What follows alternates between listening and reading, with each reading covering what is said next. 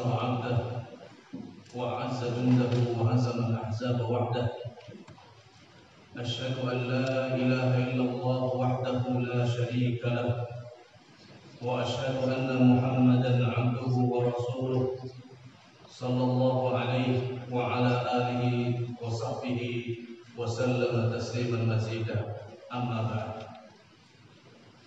Para hadirin yang dimuliakan oleh Allah Subhanahu wa taala, pada kesempatan yang baik ini insyaallah kita melanjutkan ta'liq al-kitab Umdatul Ahkam wa la yazalu al-kalam fi kitab jami' wa qad naqala al-hafiz Abdul Ghani al-Maqdisi rahimahullahu taala rahmatan wasi'ah an Mu'adz bin Jabal radhiyallahu anhu qala كنا نصلي مع رسول الله صلى الله عليه وسلم في شدة الحر، فإذا لم يستطع أحدنا أن يمكن جبهته في الأرض بسط ثوبه فسجد عليه.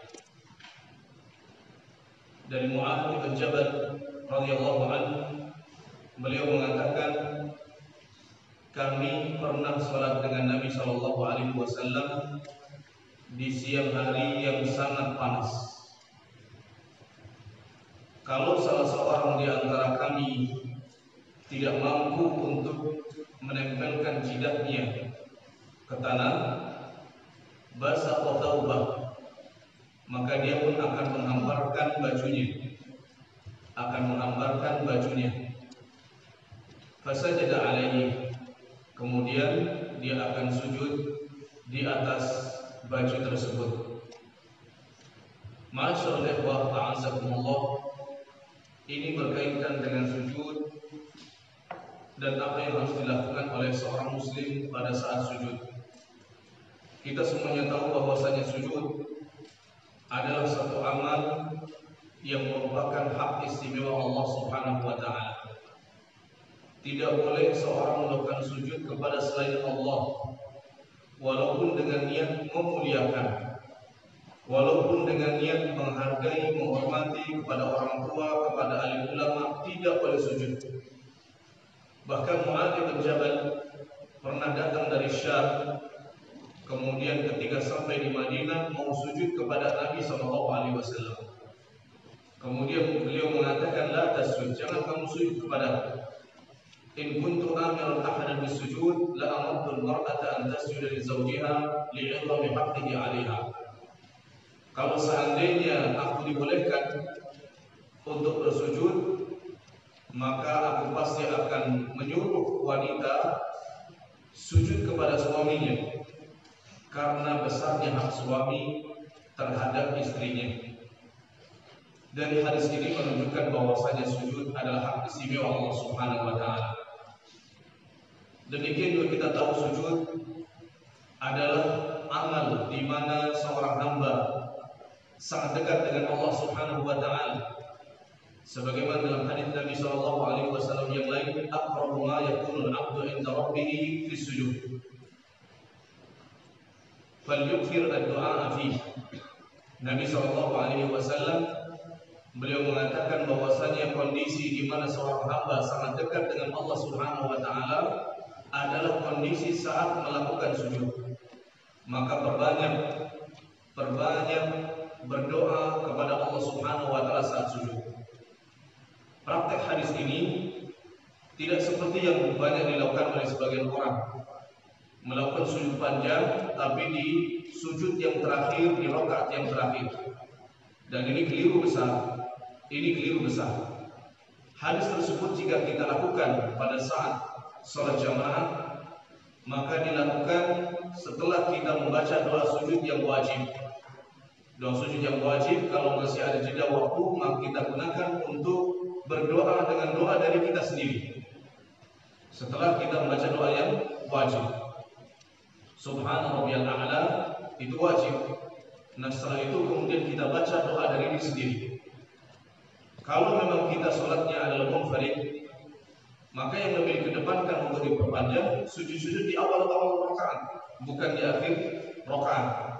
Sehingga sebagian orang yang memperpanjang sujud di sujud yang terakhir, di rakaat yang terakhir, ini mukhalif lis sunnah. menyelisih sunnah Nabi Shallallahu Alaihi Wasallam, karena rakaat ataupun salat Nabi Shallallahu Alaihi Wasallam qaribun minas sawa, antara satu rakaat dengan rakaat yang lain panjangnya hampir sama, dan Nabi Shallallahu Alaihi Wasallam seringkali memperpanjang di rakaat yang pertama, kemudian rakaat yang kedua lebih pendek sedikit, kemudian rakaat yang ketiga lebih pendek lagi, rakaat yang keempat lebih pendek lagi. Dengan demikian orang yang memperpanjang sujud di rakaat yang terakhir, di sujud yang terakhir, ini mukhalif li sunnah, menyelisih sunnah Nabi Shallallahu Alaihi Wasallam. Di dalam hadis ini Mu'adz bin Jabal radhiyallahu anhu menyampaikan kepada kita bahwasanya beliau pernah sholat dengan Nabi Shallallahu Alaihi Wasallam fi syiddatil har, itu di siang hari yang sangat panas sekali. Dan beberapa pertemuan yang lalu kita sudah belajar bersama bahwa ada kalanya di siang hari sangat panas sekali, Nabi Shallallahu Alaihi Wasallam dalam kondisi itu seringkali menyuruh para sahabat untuk kemudian al-ibrat, untuk menunggu sampai udara lebih dingin, udara lebih adem. Karena udara yang panas, cuaca yang panas ini tentu akan mengganggu dan akan mengurangi kekhusyuan seorang dalam sholat. Oleh karenanya Nabi Shallallahu Alaihi Wasallam apabila mendapati cuaca udara yang sangat panas, beliau akan mengingatkan kepada muadzin, abrid, dinginkan, tunggu sampai udara lebih adem, karena akan membantu bisa lebih khusyuk. Demikian juga yang kedua, akan membantu supaya sujud lebih sempurna. Di dalam hadis ini Mu'adz menuturkan, kami pernah sholat dengan Nabi Shallallahu Alaihi Wasallam di siang hari yang sangat panas sekali. فَإِذَا لَمْ يَسْتَطِعْ أَحَدُنَا أَنْ يُمَكِّنَ جَبْهَتَهُ فِي الْأَرْضِ, kalau seandainya salah seorang di antara kita tidak mampu untuk menempelkan jidat karena sujud, supaya sempurna harus menempel 7 anggota badan, 7 tulang, jidat dengan hidung harus menempel, demikian juga kedua telapak tangan harus menempel, kedua lutut juga harus menempel, demikian juga jari jemari kaki itu juga harus menempel. 7 tulang ini harus menempel ke tanah, menempel ke alas, menempel ke karpet. Tidak boleh tidak. Dan boleh ada hail, boleh ada penghalang, ada alas, seperti yang dilakukan oleh para sahabat yang dituturkan oleh Mu'adz. Fa'idha lam yastati' ahaduna, kalau ada salah seorang di antara kami yang tidak mampu untuk menempelkan jidatnya karena ada udzur. Apa udzurnya? Tadi disebutkan fi syiddatil har, udzurnya karena memang cuaca sangat panas, terik matahari sangat panas, dan kita tahu semuanya bahwasanya panasnya cuaca di siang hari itu bukan karena mataharinya sinarnya sangat panas, tidak. Ada sebab hissi dan ada sebab syar'i. Sebab hissi, matahari boleh jadi cuacanya sangat panas, sinarnya sangat panas. Sebab yang kedua, dan ini yang lebih penting, bahwa di siang hari ketika udara sangat panas itu dipengaruhi oleh fayhi jahannam. Nabi SAW mengatakan, fa inna syiddatal harri min fayhi jahannam. Sesungguhnya cuaca udara yang sangat panas di siang hari itu karena semburan nafas neraka. Semburan nafas neraka jahannam. Semburan udara neraka jahannam. Karena neraka jahannam kalau tidak diberi nafas oleh Allah Subhanahu wa taala boleh jadi akan hancur. Sebagaimana neraka mengeluh kepada Allah Subhanahu wa taala, akala ba'duna ba'dan. Anggota kami ya sebagainya rusak karena tadi tidak ada nafasnya. Maka Allah Subhanahu wa taala memberikan nafas 2 kali, nafas di musim panas dan nafas di musim dingin. Dalam kondisi cuaca sangat panas sehingga sulit kemungkinannya untuk menempelkan jidat. Kalau tidak menempelkan jidat dengan baik, otomatis sujudnya tidak sempurna. Sujudnya tidak sah. Kalau sujud tidak sah, maka sholatnya tidak sah. Oleh karena itu para sahabat beristihad, mereka menghantarkan alas dari pakaian mereka, hatta sampai dikatakan oleh Mu'adz ibn Jabal, fa idza lam yastati ahaduna an yumakkina jabhatahu fil ardi basata alaihi, maka dia pun akan menghantarkan basata alaihi thawbahu, akan menghantarkan salah satu pakaiannya. Dan yang memungkinkan dalam hal ini adalah dari du'abah, misalnya kelebihan kain dari sorbannya sebelum sujud dihamparkan, Otomatis orang mengamalkan ini juga butuh gerakan. Dan itu yang dilakukan oleh para sahabat. Gerakan yang sedikit untuk satu kepentingan sholat, seperti yang sudah kita pelajari, ini boleh dan tidak membatalkan sholat. Boleh dan tidak membatalkan sholat. Dan dalam hal ini para ulama rahimahullah ta'ala menyebutkan tafsir, menyebutkan perincian. Orang yang misalnya sujud bihailin mustaqil, orang yang sujud dengan alas yang tersendiri, alas tersendiri, seperti yang misalnya antum pakai sekarang, pakai sejadah, itu alas tersendiri yang seperti jaizun ma lam yakun fihi takhsisun 'ala wajh, selama alas tersebut tidak dikhususkan untuk wajah.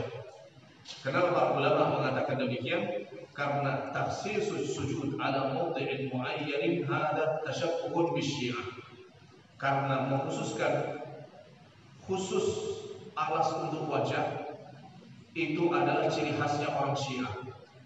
Antum kemana saja mendapati orang Syiah pasti sujudnya tidak mau langsung ketemu dengan tanah atau lantai. Pasti dia bawa pasir atau bawa batu yang mereka sebut dengan batu barokah, batu dari Karbala. Dan ini kadzibun alaihim, dan ini kadzib, ini dusta minhum, dusta dan buhtan, kedustaan yang sangat besar dari mereka. Kalau mengkhususkan sesuatu untuk sujud, ini tidak diperbolehkan. Tapi kalau tidak dikhususkan untuk wajah, maka ini tidak mengapa, karena ini mustaqil dan tidak mengganggu sholat. Yang kedua, as-sujud ala sujjad atau ala syai' ala thawb al-muta'alliq bil musalli. Kalau tadi sujud dengan alas yang terpisah dari badan orang yang sholat, itu jelas tidak mengapa karena tidak mengganggu. Sebagaimana dalam hadis Itban ketika minta untuk sholat dengan Nabi SAW, maka basata fasalla Nabi SAW ala hasirin lahu. Nabi SAW sholat di atas tikar yang sudah disediakan, dan ini tikar tentu terpisah dari badan orang yang sholat. Dan ini sah-sah saja orang yang sholat demikian.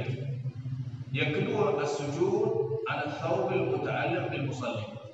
Sujud dengan pakaian yang dipakai oleh orang yang sholat. Ini ada dua macam. Ma yamnahu kamal sujud. Kalau misalnya dengan kain yang menghalangi kesempurnaan sujud. Kesempurnaan sujud, contoh. Misalnya karena tanahnya sangat panas, akhirnya orang sujud dengan lebihan kain yang ada di tangan. Sujudnya begini. Ininya satu. Yang seperti ini tidak sah. Kenapa? Karena ini melakukan sujudnya tidak sempurna.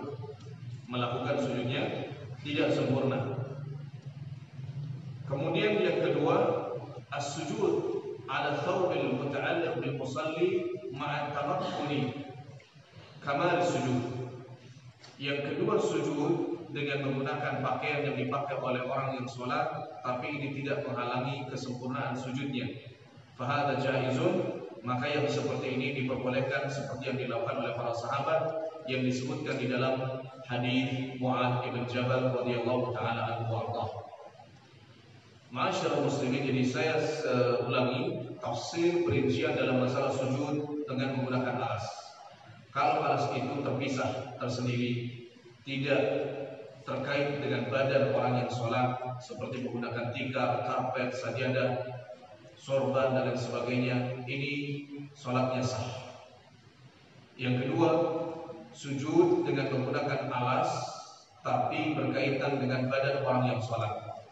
Ini ada dua macam. Jika menghalangi kesempurnaan sujud, maka ini tidak diperbolehkan, karena kita diperintahkan untuk sujud dengan sempurna. Umirtu an asjuda ala sab'ati a'dhum. Kita diperintahkan untuk sujud dengan sempurna dengan 7 tulang. Yang kedua, kalau sujud dengan menggunakan kain yang bersambung dengan badan orang yang sholat, dan ini tidak menghalangi kesempurnaan sujud. Kalau tidak menghalangi kesempurnaan sujud, maka hukumnya sah. Jadi kalau menghalangi kesempurnaan sujud, seperti yang tadi kami praktekkan, ini tidak diperbolehkan. Contoh yang lain, misalnya sujud dengan menggunakan pakaian yang dipakai orang yang sholat tapi tidak menghalangi kesempurnaan sujud. Kalau antum lihat jubahnya orang Afrika, orang Sudan misalnya, itu lengan kabir, lengannya di sini sampai lebar sekali, lebar sini, lengannya lebar. Ketika dihamparkan di sini, ini masih bisa dipakai untuk sujud karena lebihannya lebar. Kalau itu tidak menghalangi kesempurnaan sujud, maka boleh. Tapi kalau misalnya hanya seperti ini, tapi digunakan untuk sujud supaya tidak kepanasan jidatnya, ini yang tidak diperbolehkan karena otomatis sujudnya tidak akan sempurna. Otomatis sujudnya tidak akan sempurna. Demikian juga doa, Abah. Kalau antum lihat sorban orang juga beda-beda. Kalau sorbannya orang Afrika, orang Sudan, itu dibundel-bundel sampai tinggi dan tebal sekali. Itu kalau dibuka bisa sampai 4 meter, 3 meter karena saking panjangnya. Kemudian masih ada seperti ekornya sorban itu masih panjang juga, kadang disampirkan lagi. Itu fungsinya kalau misalnya sujud dalam kondisi cuaca yang sangat panas, tanahnya sangat panas, itu boleh dipakai untuk kemudian seperti sejadah. Walaupun ujungnya dipakai di kepala, tapi masih ada ekornya, bisa dihamparkan untuk sujud. Nah, ini juga tidak menghalangi kesempurnaan dalam sujud, sehingga tidak mengapa. Wallahu ta'ala a'lam bishawab. Dari hadis ini ada faedah yang bisa kita ambil.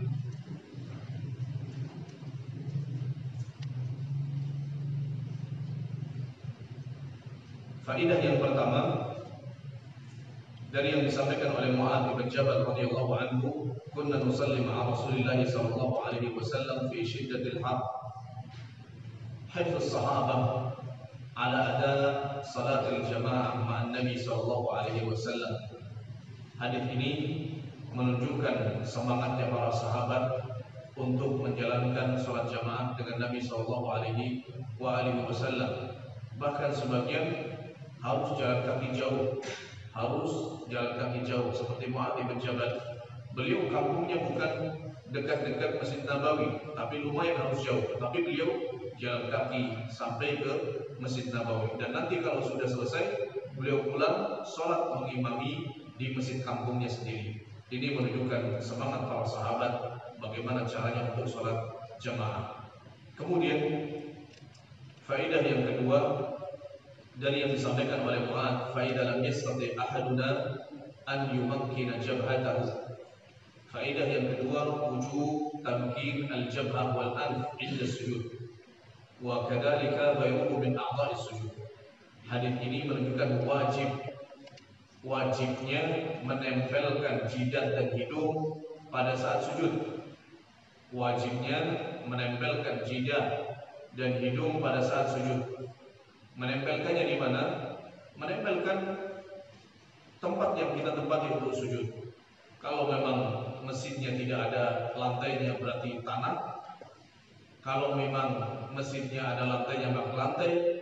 Kalau lantainya ditutupi karpet maka karpet, dan demikian. Yang jelas 7 anggota badan saat sujud itu wajib ditempelkan. Kemudian di antara faedah yang bisa kita ambil, ma fa'alahu sahabah fi ahdi Nabi sallallahu alaihi wasallam fahuwa sunnatul iqrariyah. Apa yang dilakukan oleh para sahabat di zaman Nabi sallallahu alaihi wasallam, walam yunkar alaihi, dan tidak ada pengingkaran dari Allah ataupun dari Rasulullah sallallahu alaihi wasallam, ini menunjukkan sunnah iqrariyah. Saya ulangi faedah ini karena ini kaitannya dengan usul fikih. Ma fu'ila fi ahdi Nabi sallallahu alaihi wasallam, ma fu'ila fi ahdi Nabi sallallahu alaihi wasallam wa lam yunkar alaihi, dan tidak diingkari oleh Allah, tidak diingkari oleh Nabi sallallahu alaihi wasallam, maka ini tandanya atau termasuk dalam sunnah iqrariyah. Sunnah iqrariyah, sunnah dari pengakuan Nabi sallallahu alaihi wasallam.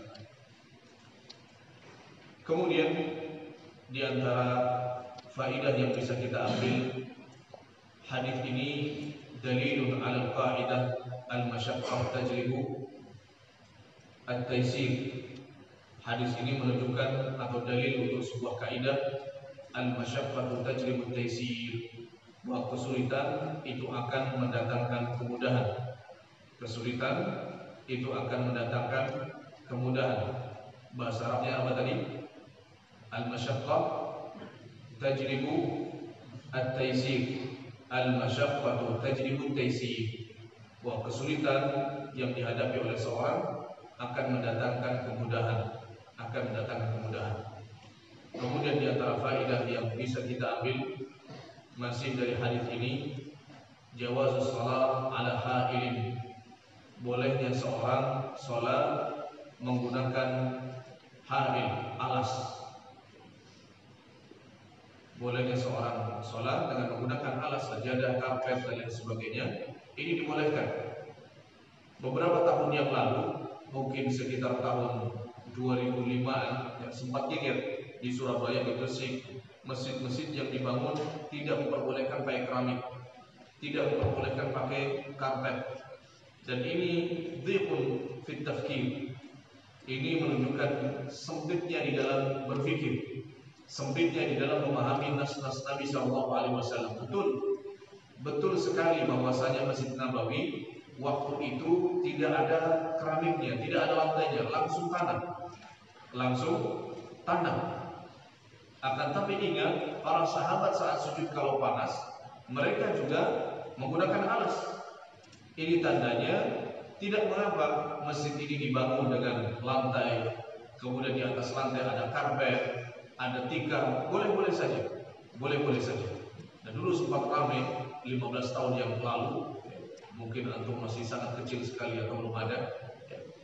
Waktu itu sempat ramai, masjid dibangun nggak ada alasnya, nggak ada karpetnya, karena itu yang sunnah menurutnya. Dan ini keliru besar di dalam memahami sunnah-sunnah Nabi SAW.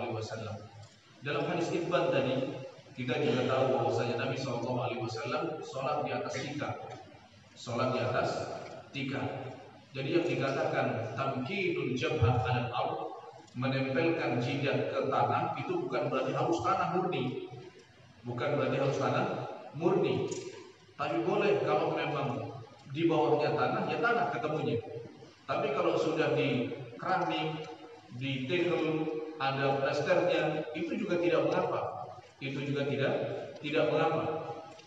tidak menghalangi sahnya sujud. Demikian juga kalau misalnya di atasnya karpet, walaupun karpetnya misalnya bisa ditarik-tarik, digoyang-goyang, boleh-boleh saja. Karena Nabi SAW juga sholat di atas tikar. Para sahabat radhiyallahu taala anhum, mereka juga sholat di atas alas. Ini menunjukkan bolehnya demikian. Wallahu taala a'lam bishawab. Ini saja bisa kami sampaikan. Mudah-mudahan yang sedikit ini bisa bermanfaat. Wassallallahu ala nabiyina Muhammad wa ala alihi wasallam. Subhanaka wa bihamdika asyhadu an la ilaha illa anta astaghfiruka wa atubu ilaik. Assalamualaikum warahmatullahi wabarakatuh.